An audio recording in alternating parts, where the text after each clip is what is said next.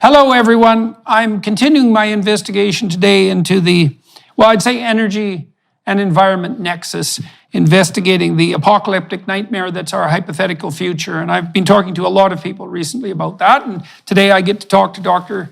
Stephen Koonin, who's extremely well qualified to be discussing both issues, energy and environment. He is a senior fellow at the Hoover Institute and a university professor at New York University with appointments in the Stern School of Business, the Tandon School of Engineering, and the Department of Physics.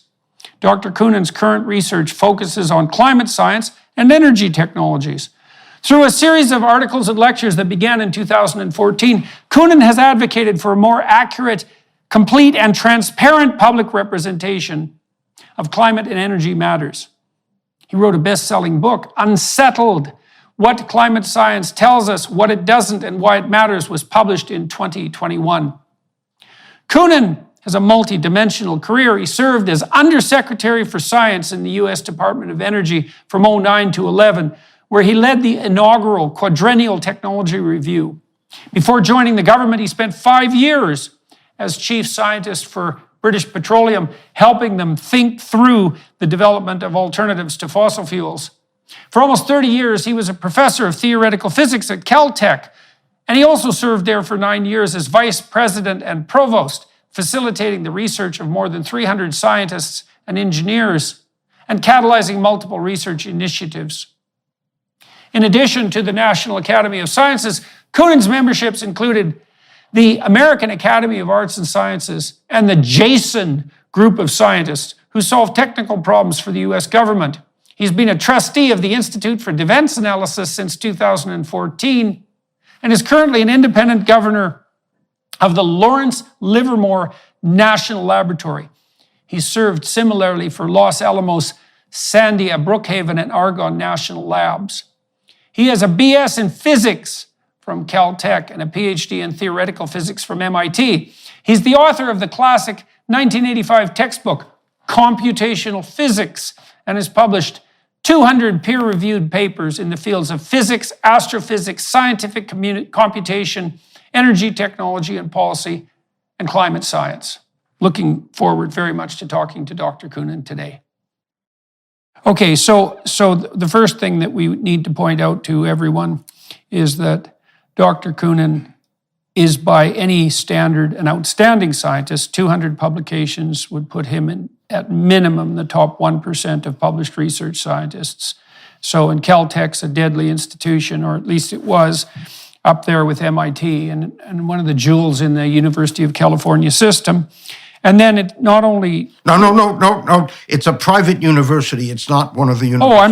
Oh, I'm sorry. Systems. Oh, that's right. It's Caltech. Caltech. Right. Yeah. That's my right. mistake. Yes. My mistake.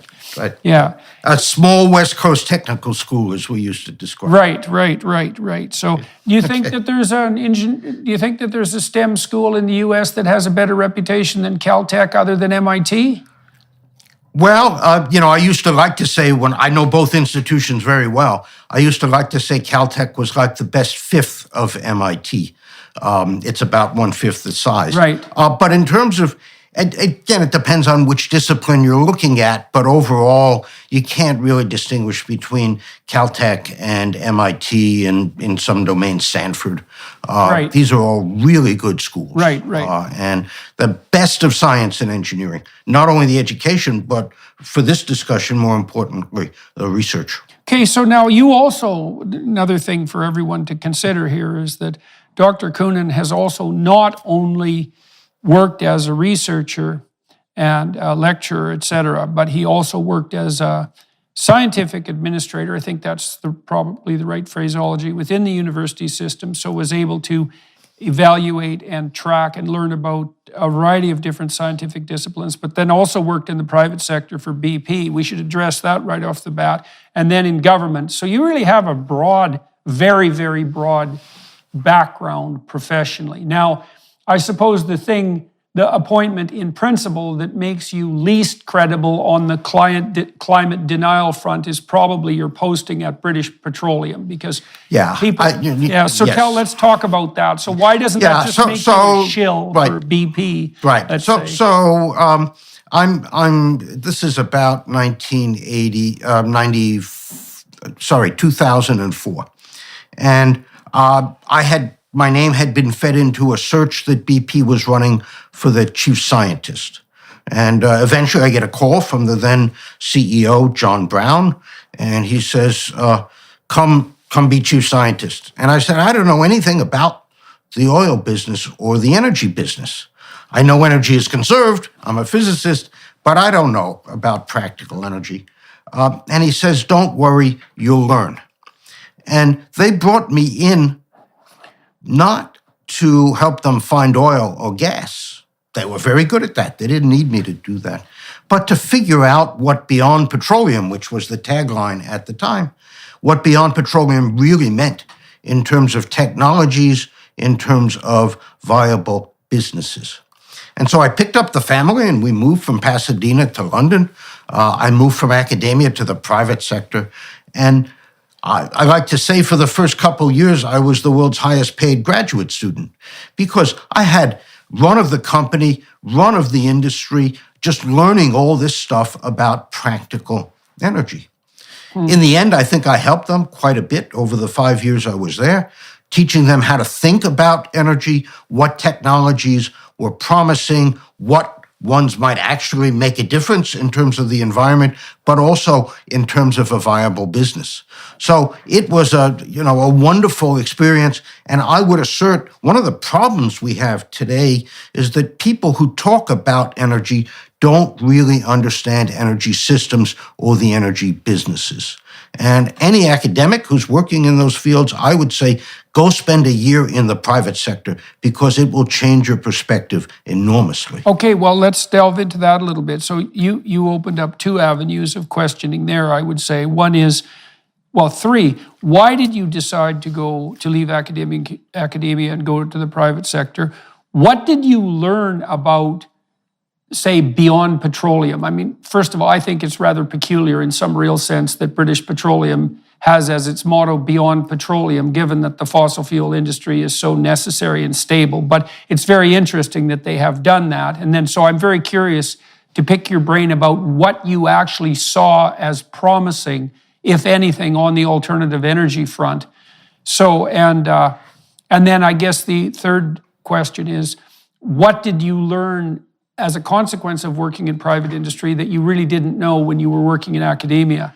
So, okay. Oh, wow, that's a very broad palette. Let me just talk personally. Why did I decide to leave? Yeah. I had been provost, which is second in command at Caltech, for 9 years when BP approached me.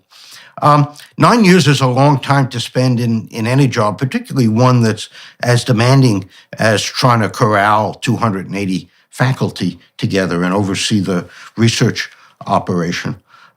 I had always been interested in the private sector, and through discussions with colleagues, I understood that energy and climate were hot topics and well worth investigating.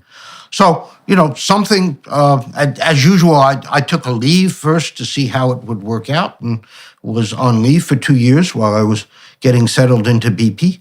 And those were the motivations. I was just interested in energy at the time. Of course, there was the opportunity to go live in London and get exposed to a much bigger world than I was involved with in Pasadena. Right. So a lot of that was driven by curiosity. Sounds like it. A lot of my life is about curiosity. Yeah, it sounds like it. I've always had fun doing what I'm doing, and with a physicist's tools and physicist orientation, you just like to do that. Right. I mean, as one of my elders once told me when I was a young faculty member, a PhD in theoretical physics is a license to poke your nose into anybody's business. Right. And I've just had great fun doing that. Right.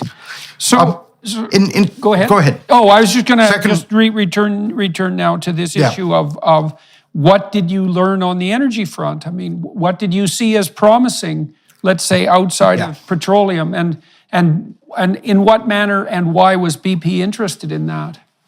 Yeah. So BP was interested, like a lot of energy companies at the time, and still for several reasons. One is, look, the purpose of a private company is to make money and to do it legally and to do it predictably. They have to do that in the environment, the regulatory environment, the technology, the economics, these days the stakeholder environment.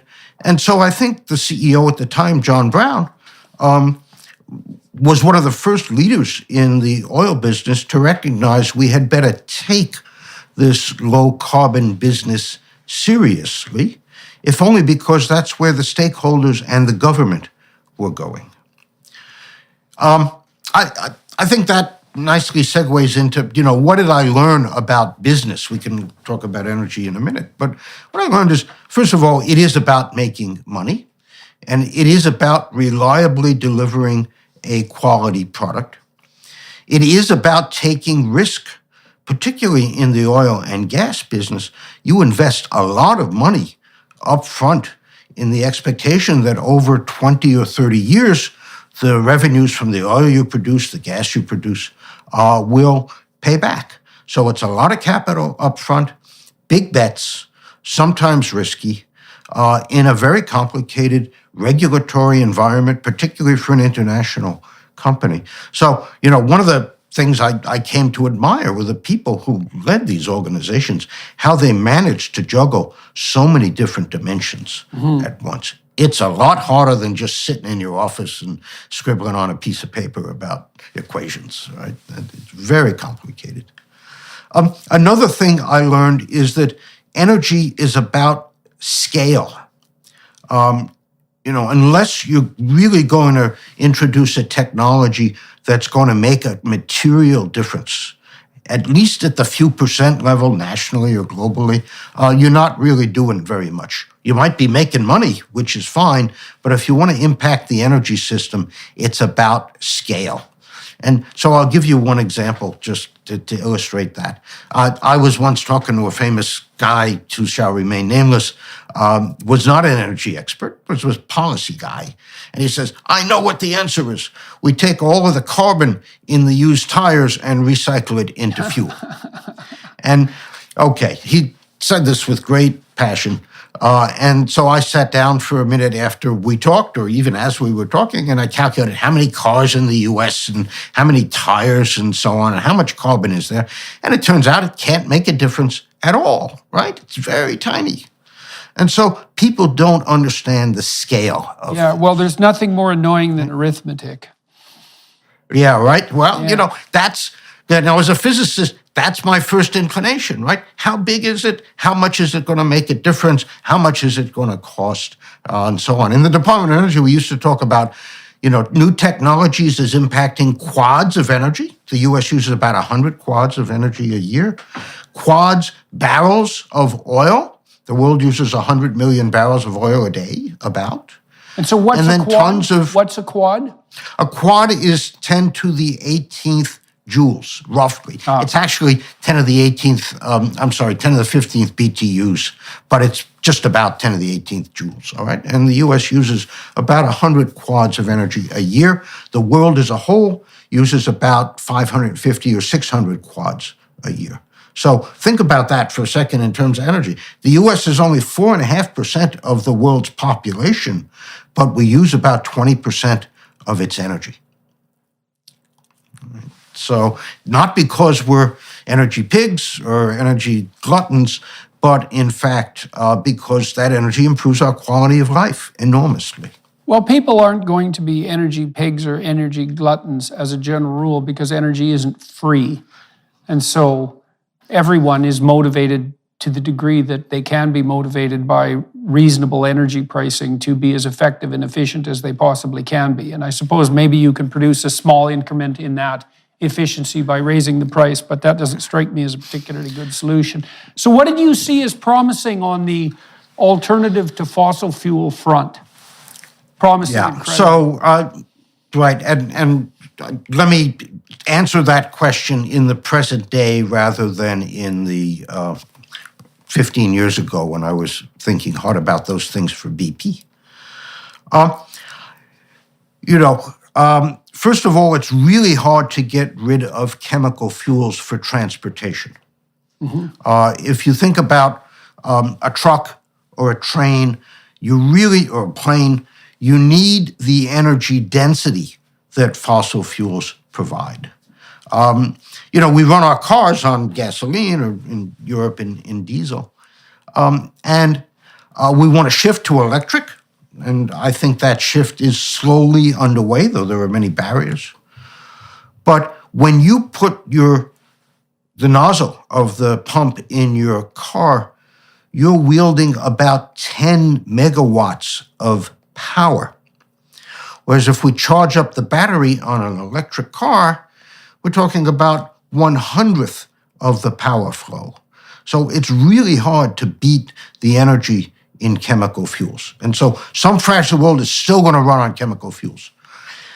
The fuels we use today emit carbon, fossil carbon, because we dig the oil out of the ground and use it to make gasoline, which then enters the atmosphere. We could make those fuels out of biological materials, and we've been doing that in the US by making corn ethanol, which is a phenomenally inefficient and not very environmentally friendly way of doing it. But there are other biological ways of getting carbon into fuel. And when I was in the Department of Energy and in BP, this intersection of biology and energy, making chemical fuels out of biological materials, was something we thought was very promising.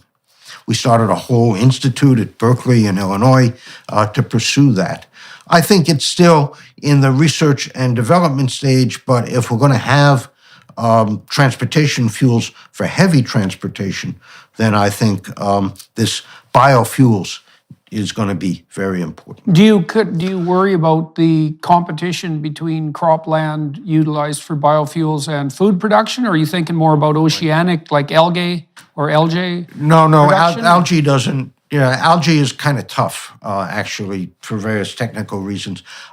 We would grow things, but the idea was to use plants that do not compete for farmland, or to use the waste part of the food, the cellulose, rather than the carbohydrates. And is there anything on that front that's viable, like commercial and at scale at the moment, or? No, we can't do it. It's the cost, which is really the issue. You got to break down the cellulose, which is the structural material of the plants, into sugars and then ferment the sugars. And the cost right now is still 2 to 3 times what gasoline costs. Okay, well, so we could say, and people do say, well, damn the cost, that it's real costly if the planet burns up in 100 years. And so why not just force people to, or require or incentivize people to, pay 3 or 4 times as much for their energy usage now? Well, I think, as we've seen in France and other places, when you try to do that, people get very upset. And in fact, there's tremendous disruption. And in fact, this whole energy transition that we're talking about, if you do it too rapidly, it's tremendously disruptive, because energy touches every part of our lives. And so you got to go slow. There is no climate crisis. We can get onto that in a bit. Let us take our time, develop the technologies, introduce them gracefully, and eventually reduce emissions as required. Yeah, well, that graceful introduction doesn't seem to me to be something that can be managed from a top-down perspective very straightforwardly. I mean, first of all, we're seeing a tremendous amount of instability on the energy provision front in Europe at the moment, partly because of winter, partly because of the war, partly because of, I would say, clueless, hypothetically environmentally oriented policies in the past. And so let me lay out a couple of problems I see with renewables and tell me what you think about that, okay? So, well, the first is that obviously, and this has really been a problem in the UK recently, you don't get a lot of electricity when the wind isn't blowing and the sun isn't shining. And we've had prolonged periods of wind drought in the winter in the UK, and that's a real catastrophe. Now, people object. Do you know the the German word Dunkelflaute? Yes. Have you heard that word Yes. before? Yes, okay. So, Yeah. which for other people who haven't heard it, it means when the wind doesn't blow and the sun doesn't shine. So you get no electricity from wind or solar. The German translation is something like a dark stillness. Right, right. Well, and so we hear a lot of noise about the cost, benefit, and effectiveness of renewables, but that the cost of renewable energy on the wind and solar front is generally estimated at the cost when the wind is blowing and the sun is shining, not when it's dark and there's no wind at all, because the price actually moves towards the infinite at that point. Now, the problem technically, as far as I can tell, apart from whatever environmental damage wind and solar might be producing in and of themselves, like the death of birds and bats, for example, the big problem seems to me to be twofold. One is that they're cyclic on a daily basis and a weekly basis and a monthly basis, and we don't have good storage, and it isn't obvious we're going to have it soon. And storage itself, everything that needs to be mined and so forth to make batteries, has a non-negligible environmental cost. So it doesn't have to be storage. So let me back up for a second. Okay. So we're on the electrical grid now, and we would like our grid to have three qualities. First of all, it should be reliable. The reliability standard in North America is like 1 day out of a decade that the bulk power system should go down. Mm-hmm. The second is we would like it to be affordable. Yep. If electricity prices get too high, it's a terrible disruption. And the third thing is we'd like it to be clean, both in a local pollution sense, but also in a CO2 emission sense. So reliable, affordable, and clean. I like to think about the old joke during the Cold War, smart, honest, and communist, choose 2 out of 3. All right, so reliable, affordable, clean. We have a reliable and affordable system based on coal and natural gas. You can be reliable and clean if you do nuclear energy or you do carbon capture and storage with gas or coal. Or you can be affordable and clean with wind and solar. But you can't have all three. The most expensive part of a useful grid is the reliability. Right. It's not the wind and solar. And because you can have up to a month's worth of Dunkelflaute, where the wind and solar are not producing at all, the backup system, whatever it is, needs to be at least as capable as the wind and solar system, which means the cost is going to be at least double because wind and solar are the cheapest. Right. All right? So, and people have done detailed studies using real weather data and cost for wind and solar and nuclear or batteries and so on. And it turns out that we're going to at least double, if not triple, the cost of electricity if we go to a renewable heavy grid. And I don't think that's a very good thing at all. Well, wind and solar can be a supplement to an existing grid, but they can never be the backbone. Okay, so let's delve into that a little bit more, because I just want to highlight for everyone exactly what's being said here. So because you need a continuous supply of power, and that's particularly true in the winter or perhaps when it's extremely hot, you need a continuous supply of power. And you also need a continuous supply of power that's capable of being reliable during peak usage hours. So because wind and solar cannot do that, and we don't have the storage, to use wind and solar, we have to have 2 parallel power systems. And so I can't see how anybody can think that's a good idea. Now, that's especially the case if you produce 2 parallel power systems, you make energy much more expensive, but also you introduce unpredictabilities into the fossil fuel or coal or nuclear end of the equation, because it isn't obvious to the people who are investing in those technologies exactly how much attention is going to be paid to their needs. And so you complicate the economic infrastructure upon which the provision of reliable fossil fuel and nuclear has already been predicated.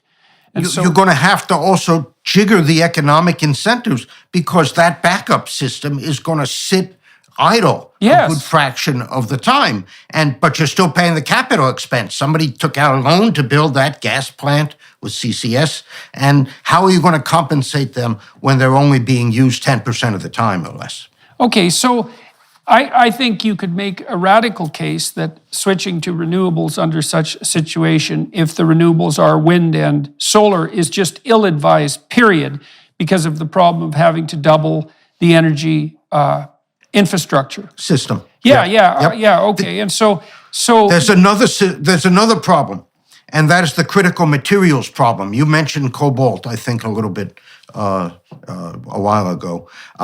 The renewable technologies for their magnets, for other components, the wiring, use a tremendous amount more of exotic materials. Rare earths, cobalt, nickel, copper, not so exotic, but very important. Yeah. And the world does not have the capacity to produce those materials at the scale and cost that's required. okay, so now let's talk about cost. So from what I'm able to understand, and this is fairly basic, is that because energy sits at the base of everything we do, because there's no difference in some real sense between energy and work, and there's no difference between work and even minimal human flourishing, shelter, opportunity for your kids, provision of inexpensive and plentiful food, the fundamental basics. Yep. Every Right. time we make energy more expensive, what we do is we tilt hundreds of millions of people who are just starting to struggle their way out of absolute poverty right back into desperate scrabbling around in the dirt, fundamentally. And then you might say, well, that's absolutely necessary because of limits to growth. The planet just can't tolerate the multitude of people striving for economic security that are currently engaged in that struggle. And so tough luck to those people. But the thing that really bothers me about that, apart from the fact that it's cruel beyond belief, is that I don't see any evidence at all that tipping hundreds of millions of people back into absolute poverty is going to do anything but make the planet a hell of a lot worse. I mean, the situation in Germany is quite illustrative of that now, because we've got a perfect storm in Germany, as far as I can tell. We've got dependence on a dictator, Putin, or on petro-dictators, because Germany, for example, has just made a big deal with Qatar, because Canada sent them away empty-handed. And then energy costs are extremely expensive in Germany, and so lots of industrial enterprises are leaving, going to places like China and the US. And then also the entire power structure is now incredibly unreliable, and it's more polluting by a large margin than it was 15 years ago. Yeah, all true. Okay, yeah, so all that's true, which is incredible for incredible for a country that is founded on rationality and sensible engineering, and invented many of the technologies that are used in a modern fossil fuel-based energy system. Nuclear fission was discovered in Germany, right? This is crazy. I think, Mrs. Merkel is at the heart of a lot of those decisions. She is a trained scientist. She's a physical chemist. I know from talking to people who have talked with her, she understood all of this, but was beholden to the electorate and made the decision based on politics rather than what she knew about energy technology. Yeah, I don't even think that this is based on politics per se. I think what happens to these leaders, and I've seen a fair bit of this in Canada, and I know about it firsthand, and in the US for that matter, is that people get inflamed about a particular issue because they're afraid, let's say climate change. And then the politicians who have very little courage on the electoral front use very, very badly designed public opinion polls to sample people's terror at the level of whim, and then they pander to it. And I don't think that that's necessary, because I don't think there's any evidence at all that kind of public opinion poll-driven pandering is a reasonable short, medium, or long-term political solution. So it's actually quite a mystery to me how... Go ahead. I was going to say, in these issues, at least for climate and energy, there are underlying scientific and techno-economic realities. And you cannot violate them without running into big trouble. And Germany is a wonderful example where they just ignored the techno-economic realities. The same is true of the climate story, where some combination of some of the scientists, the media, the politicians, and the NGOs have quite unreasonably hyped the alleged climate threat. Both climate and energy are complicated, nuanced subjects. They can't be distilled down into sound bites. What we do involves trade-offs, and the politicians will not let the public be informed enough about those trade-offs to make a decision. Yeah, well, some of that's a problem. It really is, in part, a problem of complexity, right? I mean, because you can imagine that there's an attraction to relatively simple hypotheses. And maybe that's a good one. That's Occam's razor in some sense, although you don't want your explanations to be any simpler than they need to be. And so we have, well, it's reasonable to be concerned about the environment. Part of the environment is climate. Part of climate is carbon dioxide. Maybe we should just focus on carbon dioxide, and then we're doing the right thing. And that's where people get led down the garden path, because you don't get to be a planetary savior by jumping up and down and saying carbon dioxide is bad. Like that's too oversimplified, and the politicians capitalize on that. Right. So let me give you one simpler response to that, which I found to be pretty effective. And I would credit Alex Epstein for the general thought, right? And whom I know you've spoken with. There are 1.5 billion of us in the developed world, US, Canada, EU, Japan, and so on. And we enjoy abundant energy. It's a little more expensive at the moment because of market issues, but by and large, we've got a great deal of energy, and it lets us live the kind of lives we live. There are 6.5 billion people on the planet who don't have that energy. And as they develop, as they improve their lives, their energy demand is going to grow. And the only way, not the only way, but the most effective way to let them have that energy is by fossil fuels. Electricity, gas, coal, transportation, oil. And I think Alex very effectively argues that it is immoral to deny them the opportunity to develop with adequate energy. Yeah, well, we could. I think I've not heard of an adequate response to I would push that past unethical into the realm of murderous.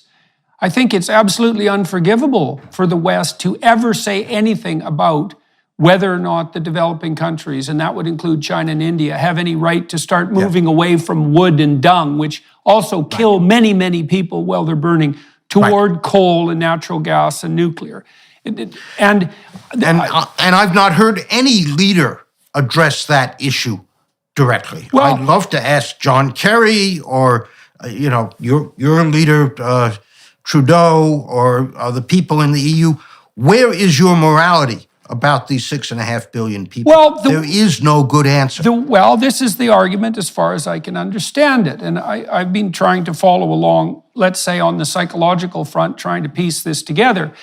It's something like pay now or pay later. Sure, many, many people are going to suffer if we raise energy prices and put on limits to growth, but that will be nothing compared to the suffering of people 50 to 100 years down the road if we don't take emergency action now. So that's the basic argument. Okay. Nonsense. Okay, why? Okay, that's not what the science says. Okay? Let me start with, again, something pretty simple. Let's look at the last 120 years. Okay? Since 1900 to now, the globe has warmed about 1.3 degrees Celsius.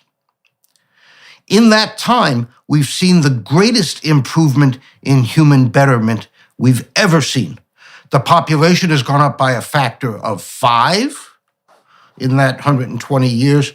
The GDP per capita has gone up by a factor of 7. Mm-hmm. Longevity increased from 32 years to the current 72 years across the globe. Literacy fraction has gone up enormously. Fraction in extreme poverty has gone down, and so on, even as the globe warmed another 1.3 degrees. Now, the IPCC projects, best guess right now, about another 1.3 degrees of warming in the next 100 years. To think that additional warming is going to reverse or even significantly derail the progress we've had is just nonsense. Okay? And in fact, the IPCC reports say that, at least on the economic front, a few degrees of warming is a few percent hit on the GDP. Which will increase anyways, substantially over the next 100 years. Right. So instead of going up by 400%, it'll go up 385%. Right, or something. Right. Which is within the uncertainty, well within the uncertainty of prediction. So the notion of a climate catastrophe is just nonsense. Okay, so I'm gonna push. It says it right there in the reports. Okay, I'm gonna push you on that, and I'm gonna try to take the hypothetical alternative scientific perspective. So back, I guess it was 100 years ago, 150 years ago, something like that, Thomas Malthus wrote his famous essay on population and extinction in some real sense. And so for all those of you who are listening, you need to know this idea. So Malthus, who was quite a smart observer, noted that in natural populations, there are often cycles of boom and bust. And so under standard natural conditions, a population of animals, and that would range anywhere from single-celled animals, say in a petri dish, up to deer, grazing on the plains, a population would expand until it consumed all of the available resources. That would be mostly food in the case of animals. And then having overconsumed would precipitously collapse. And that's balanced in the natural world to some degree by predation and the competition between different species. But fundamentally... Between species, yeah. Right, but fundamentally, given limited resources, a given population will expand until it exceeds the carrying capacity of the environment. Now, Malthusian biologists assumed that model was relevant to human beings by assuming that we were subject to the same constraints. And so you really saw this kicking into high gear in the 1960s, where people like Paul Ehrlich, who has plenty of sins on his conscience, let's say, made the case in the mid-60s, along with the Club of Rome, that by the year 2000, we'd have so many bloody mouths to feed on the planet that commodity prices would shoot through the roof and everyone would starve. I remember reading, as you probably did, The Limits to Growth, right? The Forrester book, right? Right, and the time... Of course, we know now, yes. Well, and the time frame prediction was the year 2000. Now, one of the things we should point out, that if you're putting forward a scientific hypothesis that's testable and falsifiable, it's incumbent upon you to specify the appropriate time frame. You don't get to say the human race is heading for an uncontrollable Malthusian catastrophe sometime in the next 10,000 years. It's like you can just go away with those ideas. If you can't specify the damn time frame, then you should shut the hell up. Verifiable, testable hypotheses are the essence of science. Right. So, absolutely. So people like Ehrlich, who predicted, for example, that commodity prices were going to spike through the roof by the year 2000 and everyone was going to starve, are wrong. And the reason they're wrong, at least in part, is because the Malthusian predictions, they don't apply to people. And I think the reason they don't apply in some fundamental sense is because we're capable of the death of our ideas instead of the death of our bodies, right? So we can adapt. Adaptability is maybe the defining characteristic of humans, all right? We are wonderfully adaptive. People live, from Hudson Bay down to the equator, and we do just fine. And I think, at least to judge by past experience, you have to have faith that we as a species will figure it out. Because we've always done that in the past. Yeah, and we've done it under more trying conditions than we have now, I might say. Absolutely. And there's a lot of brain power available in the world now, too. And that's one of the massive benefits of having a larger population. I mean, there's more smart people alive now, especially smart and educated people, than there has been at any point in the past. And we've got to let them do their thing, all right? And that's got to do with governance and regulation and so on.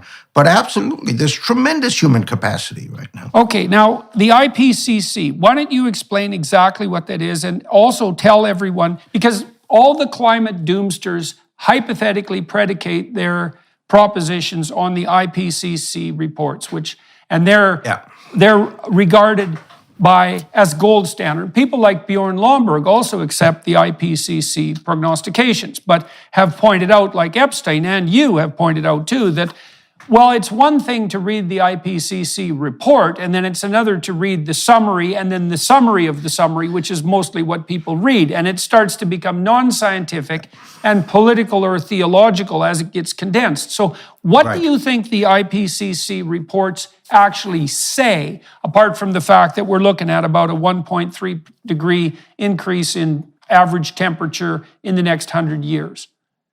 Yeah. So we have seen in the past an increase in the Earth's temperature. The IPCC will say that's consistent with it all being driven by human influences, but they allow for the possibility that there's natural variation in there. So that's just on the temperature. What they say about extreme weather events is that apart from things directly associated with the temperature, like record high temperatures or heat waves, you don't see much trends globally. There's, drought, hard to see a trend. Hurricanes or tropical cyclones, hard to see any trend at all over a century. Maybe there's a little thing we can talk about afterward.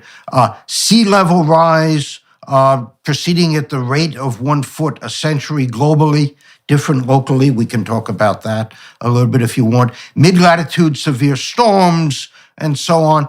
Not much going on at all. It's hard to find trends. Doesn't mean that the trends aren't there, but they've just not emerged from the data. Okay, so I want to... The IPCC... Oh, sorry, go ahead. I was going to talk a little bit about the IPCC. Yes, please do. So this is an exercise carried out by the UN roughly every 6 or 7 years. They convene 1,000 scientists from countries around the globe who are supposed to survey, assess the scientific understanding of human-induced climate change. That's really important because they focus on, what might be attributable to humans as opposed to natural climate change, which is an important part of the story. And so they split up into various working groups, write very detailed 1,000, 2,000-page long reports that actually, in my opinion, do a pretty good job of assessing the science. Those reports are then packaged, if you like, or summarized into summaries for policymakers, where the scientists don't have as much of a hand in writing those summaries. The governments intervene quite a bit.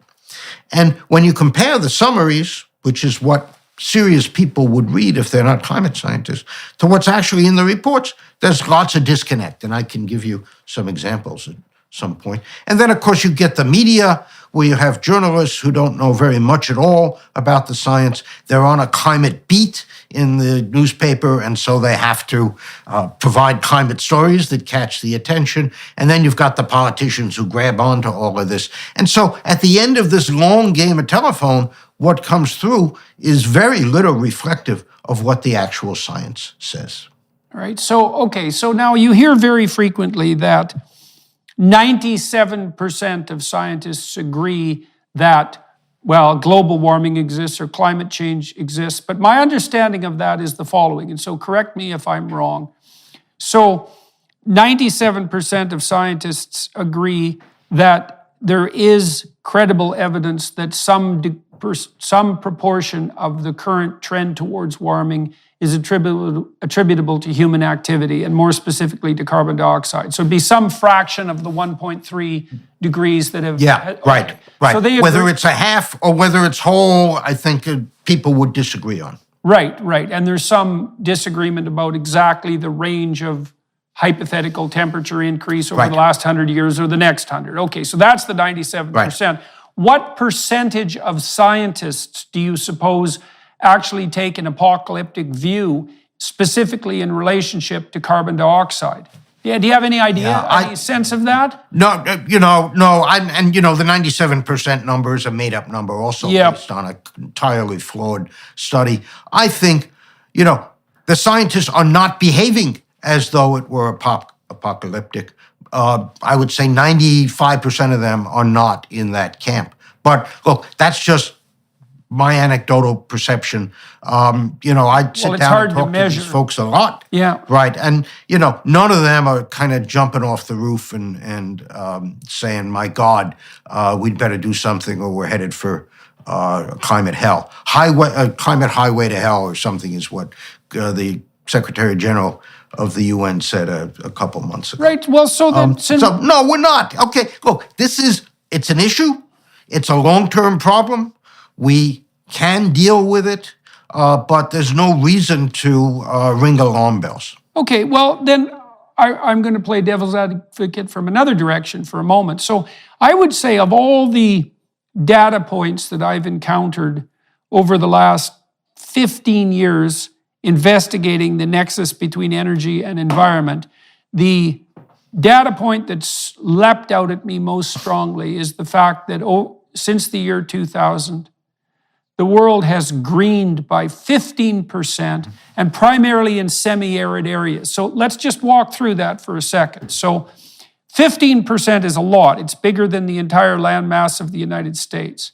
And green is a lot different than brown or dead. And semi-arid means that plants are growing in places that are damn near deserts. And as far as I can tell, that's pretty much the opposite of what the climate apocalypse prognosticated. And more than that, I can't shake the suspicion, and I would love to be corrected on this if you can see somewhere that I'm wrong. Why the hell isn't that good news, especially when it's also allied with the fact that our crops are much more productive as a consequence too? So I could say, hey, look at this. It turns out that there's no more effective way of delivering fertilizer for plants worldwide than to burn fossil fuels. Yeah. So let's back up on the science for a second first. So plants love CO2, right? We pump CO2 into greenhouses in order to get the plants to grow better. Right now in the atmosphere, the concentration is about 420 parts per million of CO2. We raise it to over 1,000 parts per million in greenhouses to help the plants grow.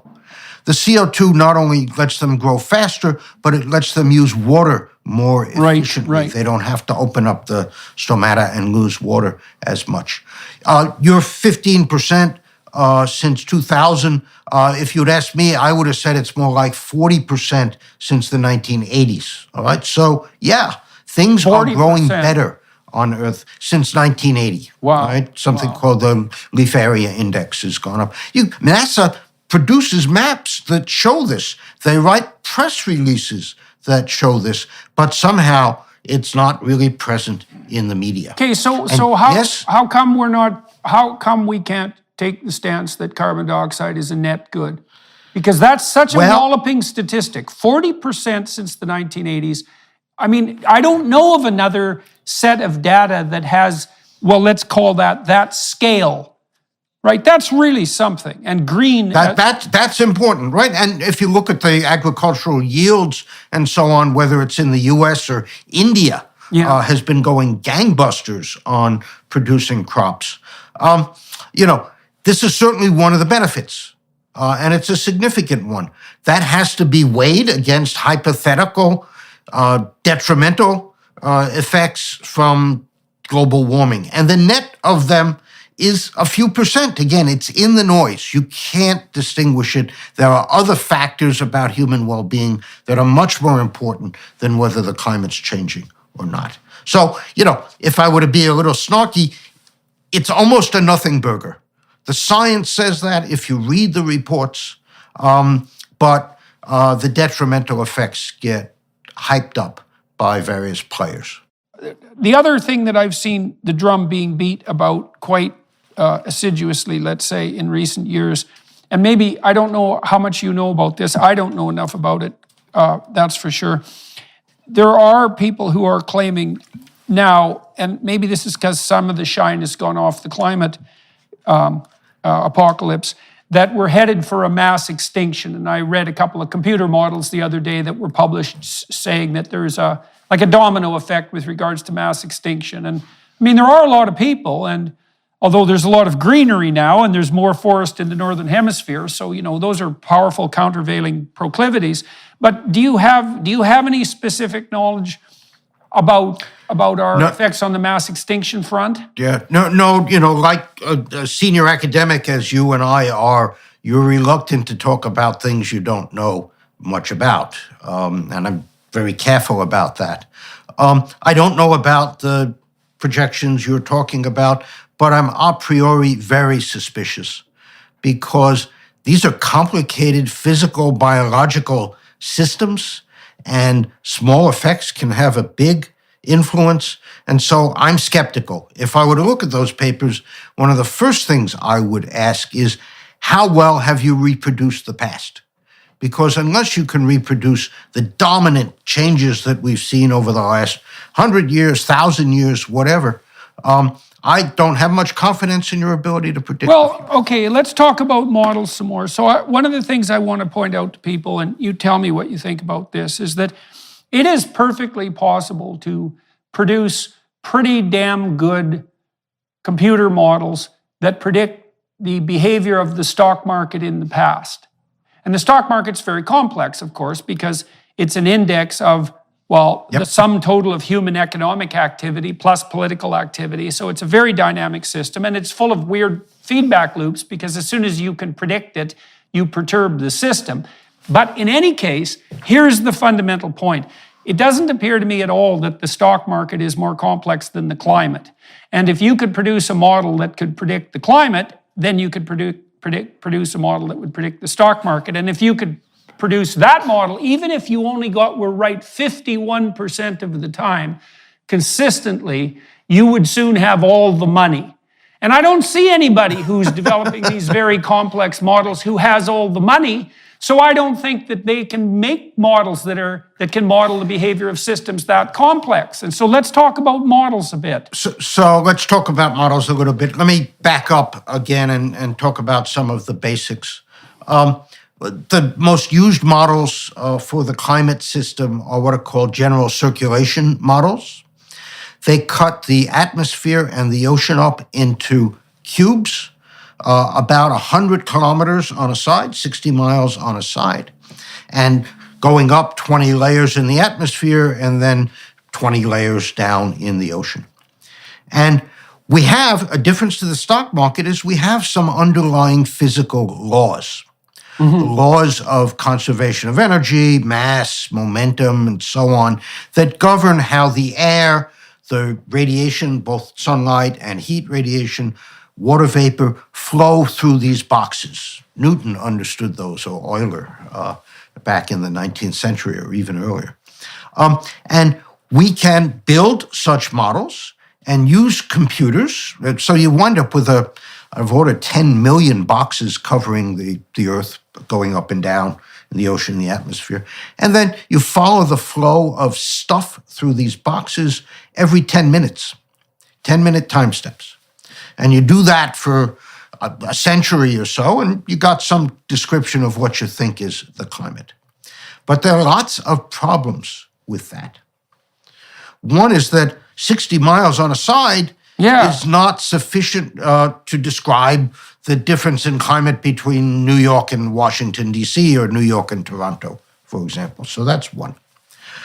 And so the second is a lot of phenomena happen on much smaller sizes. Think about thunderheads, for example. Okay, they happen on a few mile scale. So you have to make up some assumption about what's going on inside each of these boxes. And different people make different assumptions. A third is that the boxes are not really cubes, but they're pancakes because the atmosphere is really thin compared to the size of the Earth, and the ocean is also pretty thin. And so you have to make up assumptions about how things move vertically that are not directly tied to the fundamental physical laws. So all of those, make a lot of trouble. And that's why the world has 50 different such models. And to get predictions, they average all of them together. Okay, so let's take that apart just so everyone understands. So the first is these models are not very high resolution, either spatially or temporally. So you have to use huge cubes, plus you're only sampling... Temporally is pretty good, 10 minutes. Spatially, right, but it's terrible. But we also, perhaps on the temporal side, I mean, the thing is we're looking at relatively small deviations in temperature, right? If it's 1 degree over a century, this is not a huge effect. And what that means is that the models aren't high resolution enough to be accurate to that scale. They're simply not. That's true. That's true. Now, that doesn't mean we shouldn't model, because our models get better and better all the time. But there's a big difference between modeling something, even if you can make it accurate to predict the past, and being able to model the present. But there's a walloping difference between being able to model the present and being able to model climate 100 years from now, because the errors compound as you predict out into the future. Yes, that's certainly true, although you hope to be describing averages that are reasonably well predicted. There's several comments about that. One is, human influences are small. They're, as you say, a 1% effect. We're concerned about a rise of 2 degrees, whereas the Earth's surface temperature is about 300 degrees, so it's like a 1% effect. The second is, we're interested not in describing the climate, but in describing how the climate responds to those influences. That's the big question. And that's an order of magnitude harder job than describing the climate itself. The third thing is, we're looking over timescales of 100, 150 years, and we have terrible data to describe what happened in the past. Yes, we have reasonable confidence about the average global temperature, but what goes on in the oceans, which is really where climate happens, the oceans are the long-term component of the system, we have terrible data until about 20 years ago, when we started putting out floats of various kinds. Well, and how good is the ocean data? I mean, the ocean's pretty damn deep, and it's not like we can measure everything that's happening in the ocean. I can't imagine we understand long-term current flows from the depths well enough to be predicting climate alteration on the scale of a few degrees. That just strikes me as unbelievably preposterous. Right. Studies that have attempted to reproduce the warming of the ocean show that the ocean was warming at about half the current rate, even as the Little Ice Age started to end. And so untangling this long-term natural variability from the effect of human influence, which has only really been significant for the last 70 or 80 years or so, is a very, very difficult problem, maybe the central problem in climate. Okay. Now, you talked about when you were at BP, you got somewhat excited about the possibility of biofuel. We didn't really continue down that road. What are your thoughts on the nuclear front, let's say, and did you see developments there that you regarded as a lot of people talk about modular nuclear power, for example, right. So full disclosure first, I began life as a nuclear physicist. Right. And so the atom is my friend. I'm a scientist, not an engineer. I don't think I could build a credible nuclear reactor, but I certainly understand how they work in great detail and understand the economics and the business and so on. I think if the world is serious about reducing carbon dioxide emissions, nuclear power has to be a big part of the future. Essentially zero emissions, reasonably economic, and a demonstrated technology, right? Roughly 20% of U.S. electricity comes from fission. 80% of French electricity comes from fission. Maybe it's 75 now. So, we know how to do this. The problem is that the big ones, particularly in the U.S., the existing power plants, of which there are about 90-something now in the U.S., are very expensive. You have to put down a lot of money at the beginning, $10, $20 billion, and then you don't start to pay it off until 30 years hence when you sell the electricity that you've been making. And so you need a stable and sensible regulatory environment for these big capital expenses? Well, look, I mean, we were building nuclear power plants, 60 years ago. And so we should be better at it now, especially at the modular level. So one of the things I'm curious about, well, two, I suppose, is to what degree does insane regulation make nuclear power unbelievably expensive? And then the second question would be, given that insane regulation does make nuclear power extremely expensive, do you think there's any possibility at all, practically speaking, that red tape could be reversed? I mean, Germany just built an LNG port in like 5 months. So, it's obvious we can get our act together when we need We can do this. Yeah. I think, regulation has been a big part of why big nuclear is expensive. I'm all for making sure these things are safe. We have to do that. That's the primary consideration, and the industry believes that as well. The problem is that in the US, we have built every reactor custom built. They're all different, right? Even if the names are more or less the same, in detail they're different. The hope is with small modular reactors is to focus the regulation so that you can get one design approved and then you can make 100 of them. Right. And ship them around the country. You build them in a factory and you put them on a flatbed rail car and bring them to the site. It would also ease the economics because you pay for the first one and then you use the cash flow from it to finance the second one and the third one and so on at a site. Yeah, well, I'd read that Rolls-Royce is doing that. They've got a proposal. So Rolls-Royce is doing that, right? So in the U.S., there are two companies, I remember the name of one of them, called NuScale, and I think they hope to have the first one in the ground within the next 5 or 6 years. You got to come down the learning curve. Right now, the costs are more expensive than big nuclear per kilowatt hour produced. But as they come down the learning curve and build more of these and so on, the costs should come down. They'll still be more expensive than gas, for example, to make electricity, but at least you won't have the CO2 issues. The waste issue, which people talk about also with respect to nuclear, is a technically solved problem. Okay, how? How is it solved? Monitored retrievable storage. You put it underground, you monitor it, the waste decays, the heat from the waste decays. After 100 years, it's almost all gone, and then you can pull it back out if you needed the energy in it. We only burn about 5% of the uranium in the waste that's there in the waste, and so it's soluble. So, okay, I started looking into the sorts of things we're talking about 10 years ago, and maybe 15 years ago. Okay, so one of the things that really shocked me, well, there were two things. The first was that when I started looking into the energy and environment nexus in detail, I got more optimistic rather than less.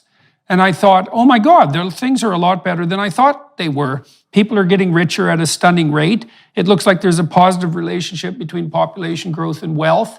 The planet is cleaner and better off in many ways than it's been for a very long time. Like there's real reasons for optimism. And then I also, so that was shocking. Then I also learned, and this was also shocking, that there's a very positive relationship between GDP and environmental, let's call it awareness and concern. So it looks like once you get people up to about the point where in their country the average GDP is $5,000 per person, people can stop scrabbling around in the dirt and burning everything and eating everything in sight, and they can start to think about what sort of environment they'd like to have for their children and grandchildren. The technical name is the Kuznets curve, which you probably right. And so then I thought, oh well, isn't this interesting? What this should mean is that if we wanted to, we could work really hard internationally to make energy cheap, and we could pull billions of people, the remaining people in the world, out of abject poverty. And the consequence of that would be that they would start to become locally concerned about environmental maintainability and sustainability, and then everyone would have enough to eat and they'd all be educated, plus the planet would be better off. And then the question was, okay, and here's a question that we can really delve into. Why the hell aren't we doing this? It's like instead we're buying this crazy apocalyptic narrative that's making the planet worse, that's driving energy costs up, that's destabilizing us sociopolitically, when as far as I can tell, the pathway forward to abundance and sustainability is pretty damn obvious and also not particularly expensive. So what the hell's going on? So I will quote two folks relevant to this. One is H.L. Mencken, who was a journalist writing in the early part of the 20th century in U.S., very astute, very acerbic. And he's got a line in one of his books, which I'll try to reproduce. The purpose of practical politics is to keep the electorate alarmed by a series of mostly imaginary hobgoblins so that they can be clamoring to be led to safety. And you see the politicians grabbing on to these issues, whether it's the climate, whether it's immigration. They do it on both sides, right? All sides. The missile gap in the 60s. Whatever the truth was behind these, the politicians amp it up in order to get the electorate to actually do something, right? So that's one quote. The second is, there was this guy named Anthony Downs, who was an economist working in the 60s through the 90s or 2000s. He was first at UCLA and then at Brookings, so he was quite on the left. He had a number of insights to his credit, but one of them was what he calls the issue attention cycle. Namely, some issue, whether it's pesticides or climate, bubbles among the experts for a while. Nobody pays much attention to it. It suddenly bursts into the public consciousness, and everybody gets both alarmed but also enthusiastic about the ease with which they're going to solve it. Then everybody discovers, boy, this is going to be really hard to solve. And eventually the issue fades with time or morphs into something else. Yeah. And I think we are at kind of that third phase now with the climate where everybody is realizing just how hard, and I would say almost impossible, it's going to be to reduce emissions.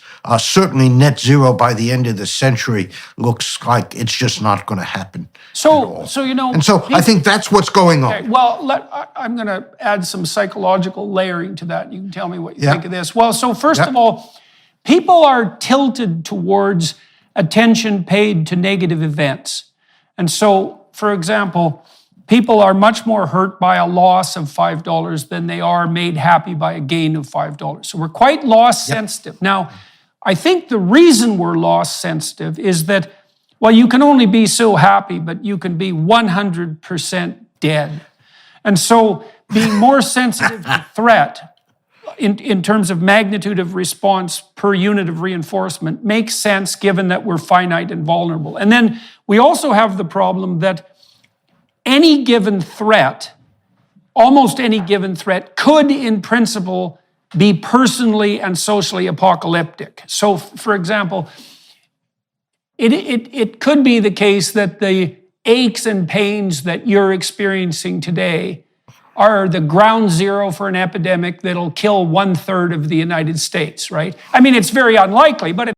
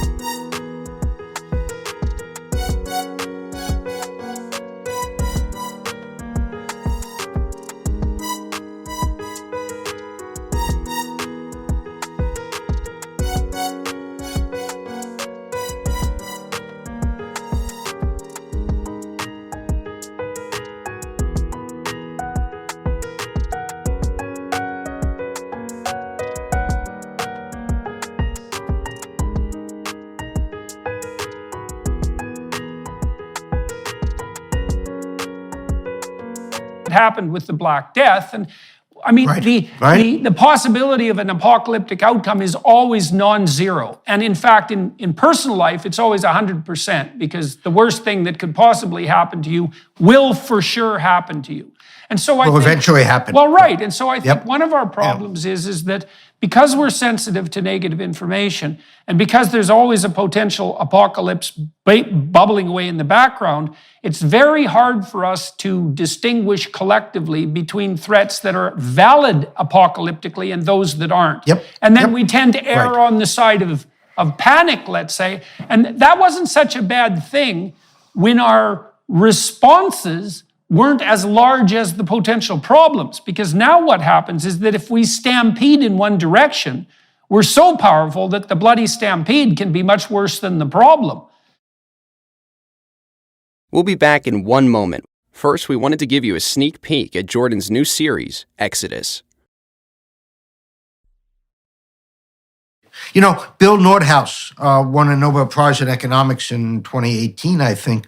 For one of the things he won it for was the realization that there's an optimal way in which to decarbonize. If you do it too rapidly, it's too disruptive, and you deploy immature technology. You do it too slowly, carbon dioxide builds up and promotes a greater risk. So I think people need this kind of multi-decade, if not century perspective on making these changes, but also going back in time, the realization that we have managed much worse threats and crises. And as Bjorn Lomborg says, we should cool it a bit, relax, think it through, and do it in a deliberate manner. Well, we're also not that good, particularly now, at adopting, say, a few centuries long time frame. And it's not surprising because we don't live that long. But I mean, if you look at medieval Europe, there was the capacity for sustained imagination. So a lot of the great cathedrals, which were amazing engineering projects for their time, were construed over multiple centuries. People who started them knew they wouldn't finish them. So there was that sense of long-term continuity. But maybe one of the byproducts of a very efficient and hyper-productive capitalist society is that we tend to have a shorter time frame for expectation of results. You know, and there's obviously benefits to that, right? Because why the hell not fix the problem in the next quarter if you can? But there's going to be some issues that require a time scale of centuries. I mean, I think the Biden administration... Go ahead, please. No, we have, been seduced perhaps by the digital revolution where the technologies change every couple years, right? I mean, if you go back a decade or two, we were using 8-track tapes and so on, and now, of course, it's all MP3s or MP4s or whatever. Energy is very different. The systems need to work as a system. The facilities last decades, and we demand high reliability. So energy changes on multi-decade timescales. It doesn't change every year or two. And people have come to expect that things can change rapidly when in fact there are good physical and economic reasons why energy cannot change. Right. Well, so that's a complex cognitive problem too, right? To be able to distinguish between those problems that are amenable to rapid solution and those problems that aren't, that's not a trivial cognitive exercise. It's not obvious a priori, especially if you don't have specialized knowledge. Right, or if you don't have experience. I mean, not to knock the younger generation. I have 3 kids myself, and, they're all wonderful people. But if you're a 22-year-old just having graduated from undergraduate education, you don't have the perspective. I certainly didn't. And getting this perspective through life experience, through reading more and understanding more about the world, gives you a different view of these things. Some people say that, you and I will not be around to see the worst consequences of climate change.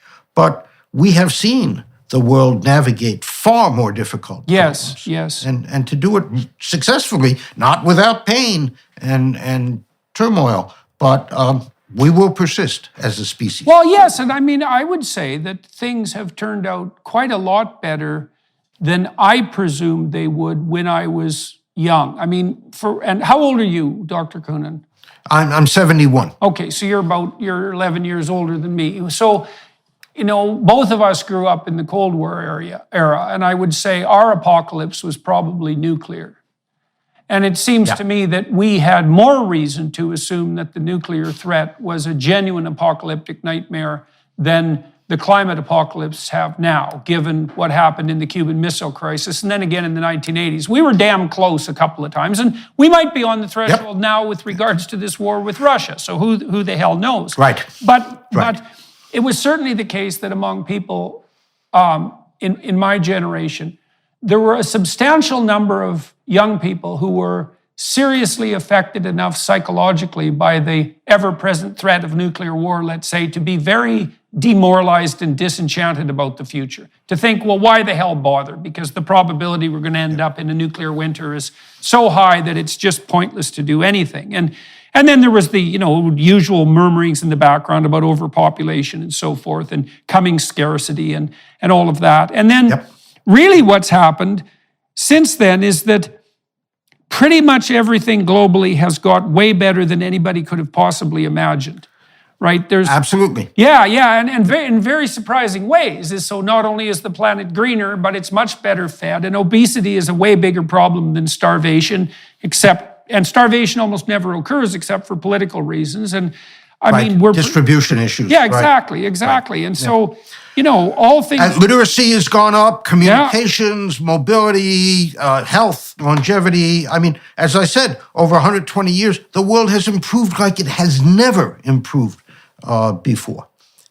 Yeah, so then we have, and I mean, it's not like we're getting stupider, and I'm a bit concerned on the AI front, but so far, the additional computational resources we've been able to put at our disposal have been used in a fairly intelligent way. I mean, China is kind of worrisome on the totalitarian front and the nexus, but it isn't obvious to me that China is going to be particularly successful in their totalitarian ambitions. And the Chinese themselves seem to be getting pretty damn sick of having the state interfere with absolutely everything they do every second of their lives. So I could easily see China undergoing a collapse that's something akin to what happened to the Soviet Union in 1989. Their system is just too damn unwieldy. And, you see these people in Iran clamoring away for freedom. And so, maybe we'll see a positive development on that front. That might be nice. And so I just don't see any... Okay, first of all, I don't see any reason for an apocalyptic outlook. We could make things a hell of a lot better than they are now. Very, very... Absolutely. Now, who do you see operating at the international level on the leadership front that you regard as, or do you see anyone that you regard as a credible advocate for like a sensible nexus of environment and energy policies? It's very tough to find that, because if you speak out against the prevailing catastrophe narrative, you get shouted down and you get no traction at all. But what I do think is that, again, there are techno-economic realities that will eventually cause the system to do the right thing. Mm-hmm. I talk in private to leaders of energy companies, to politicians, finance folks, and I think if you and I were having that conversation with them in private, there wouldn't be too much disagreement. But many of these leaders feel captive or beholden, not to shareholders, but to stakeholders. And they dare not say anything that is a lot of that, off the narrative. A lot of that's just straight outright cowardice in my estimation. I mean, you've been, you wrote this book, Unsettled, and people went after you, but look at you. You're alive. You seem to be thriving. Your book was quite successful. I mean, how did you escape the apocalyptic consequences of cancel culture? Like, how did you manage that? I think one of the foundations of the book, or one of the principles when I wrote it, is that I would only use material that was out of the IPCC reports or the quality research literature or the primary data itself. In other words, I wasn't making anything up. It's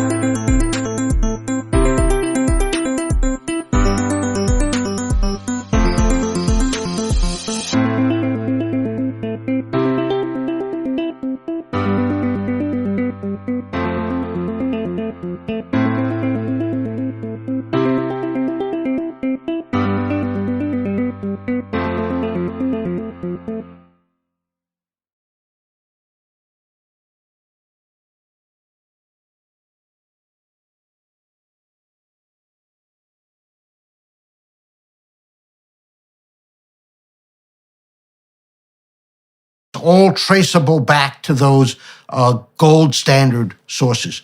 And so people can accuse me, as they have, of cherry picking or not telling the whole story. And of course, I have responses to all of that. But by and large, they have a very hard time criticizing what I've written.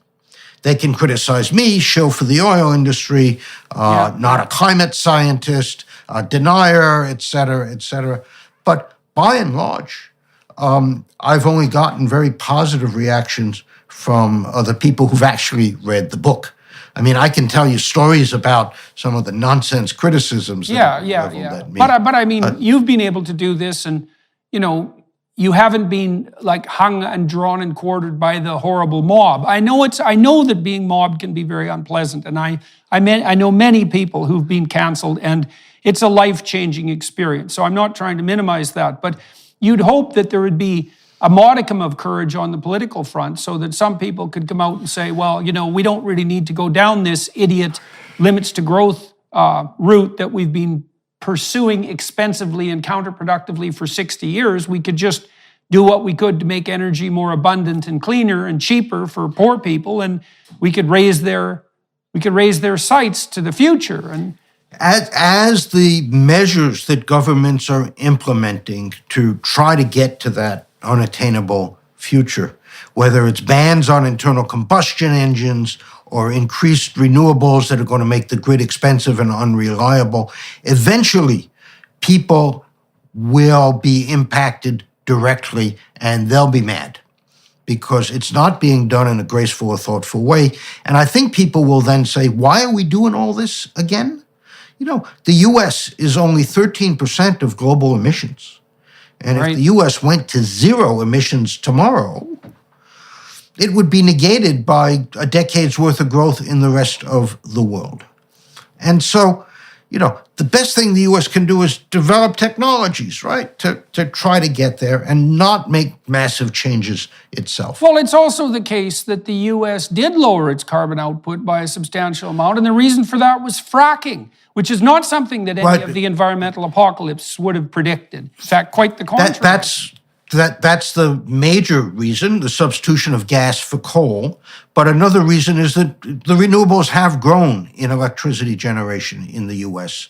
I don't know the exact number now, but wind is something like 13% of US electricity generation. It's got reliability issues, it's got land issues, it's got materials issues, but that's another reason emissions have come down somewhat.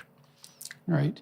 So all things considered, you've remained fundamentally optimistic. You think that's a temperamental characteristic, or do you think that was driven by your exploration of the on-the-ground realities? And then I want to talk to you too about, you said you've been accused of not being a climate scientist. And first of all, I don't think there's such a thing as a climate scientist, right? I mean, that's not a category that a scientist falls into. Your basic training was in physics. So maybe we'll return to that just for a moment. Yeah. What makes you a credible observer on that front? But let's deal with the first issue first. I think temperamentally I'm optimistic. My mother, who's still with us at age 91, was the youngest by about 15 years of 4 children, and she grew up and still has incredible optimism about things. So I think it's partly in my psychological DNA, but it's also I'm very quantitative. I do numbers, and when you look at the numbers, which are somebody once said, I think it was Kelvin or Rutherford, unless you can express it in numbers, your knowledge is of the most meager kind, and so. Most people don't do that, but I do, and I've dug into the climate and energy story. And when you look at the numbers, as I think you said a while ago, it's not so bad. Okay? There's no apocalypse in the future. Yes, there are issues, but we will navigate them. So I think it is a combination of both being informed, but also being naturally optimistic. Right. Well, that a bit of a tilt towards optimism is what moves people out into the world. And, I also don't know so much if that's properly characterized as optimism or something characterized more accurately, let's say, as useful faith. I mean, there are reasons to assume that things will go to hell in a handbasket, but there's reasons to assume that we could manage as well as we have in the past or better.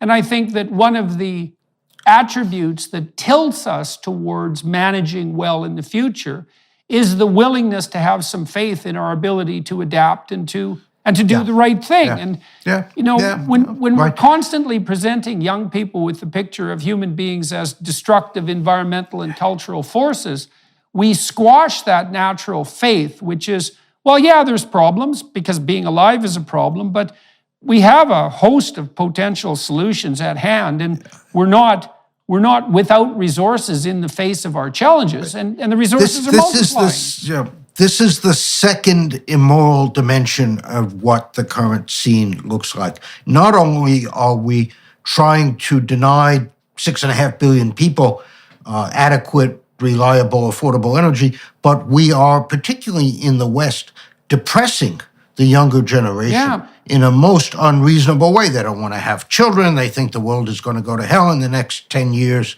and so on. That's complete nonsense. And somebody needs to stand up and say that. Yeah, not only do they not want to have children, they don't even want to have sex. I mean, we've really demoralized a whole generation. And, there is something terribly immoral about that, because my hypothesis is that if you think poor people should starve because energy prices should go up, and if you think that demoralizing young people is a good way to ensure the long-term sustainability of the planet, you and I are not on the same side, not even a little bit. Like, I think it's absolutely reprehensible that we're casting people back into poverty, both in the West, because we're doing that to poor people who are marginal now, but more importantly in the developing world. And this continued demoralization is absolutely inexcusable. I would love to engage with some of the leaders. John Kerry, Bill Gates, my former friend and colleague Ernie Moniz, who was Secretary of Energy, a very good Secretary of Energy, all of whom are on the more alarmist side of these things. I'd love to have this kind of conversation with them and ask them about those two immoral dimensions. It's very hard to get a serious discussion. I recently have done 4 debates with credible people on the other side, presented the arguments against rapid decarbonization, and I'm proud to say I won all 4 debates. We should put those in the links to the description, so if you could send those. I will send those to you. So the first one was against a climate scientist from Texas A&M, Andrew Dessler, who is much more of a climate scientist than he is an energy guy, and you need both here.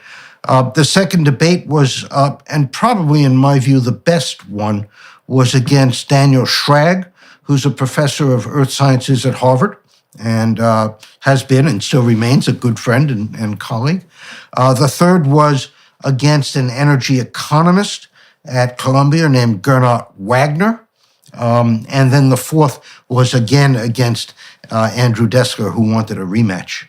And so the problem with talking about this is you need to understand both the climate science and the energy side. And there aren't many people, by virtue of my background, I have perhaps been exposed to both in ways that most people have not been. Right. Well, that's another problem with regards to, let's say, public opinion, is that, well, first of all, most people aren't climate scientists, that's for sure. In fact, they're a very small percentage of the population.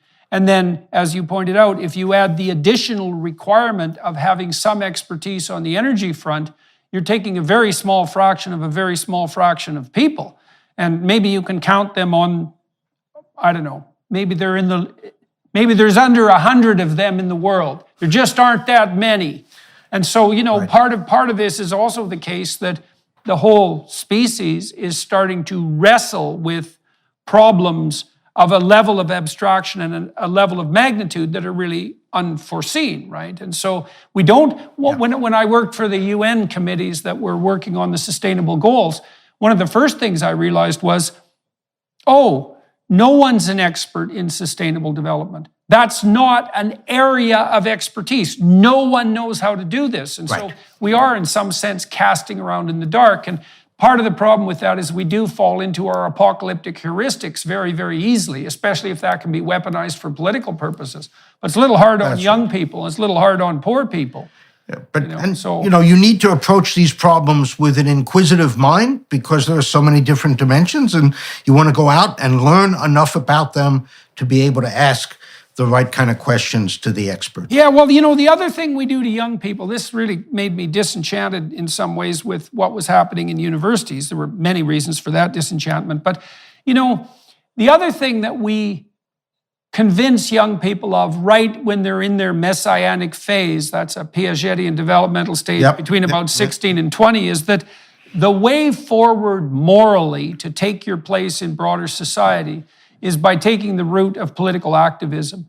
And that basically means that what you do to be a moral person is to identify the perpetrators of the apocalyptic catastrophe and then go make life miserable for them. Instead of teaching young people that, no, you should actually spend a few decades developing the knowledge necessary to make some real progress on these fronts. You shouldn't assume that there's some cabal of enemies that you've identified when you're 18, and you certainly shouldn't assume that the mere fact that you're out waving a placard and protesting means that you're on the right side of history, or even on your own, or even in relationship to your own psychological development.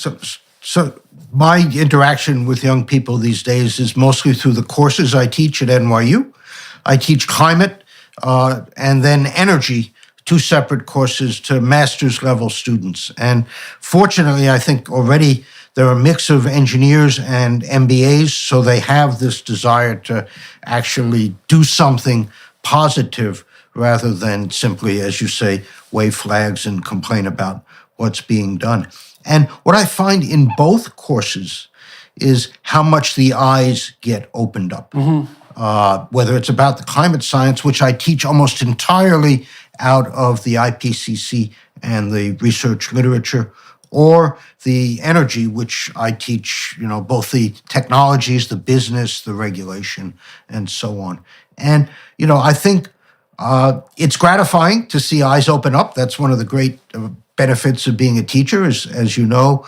But also it shows to me that people can spend a little bit of time to learn some of these basics and then be critically questioning, inquisitive about these very complicated but important subjects. Right. Well, and it's also very heartening to know that you could do that at NYU and that that's working. Yeah. When I was about to publish the book, I sent the manuscript to both the president and the provost, whom I know well, since former academic administrators tend to hang out together.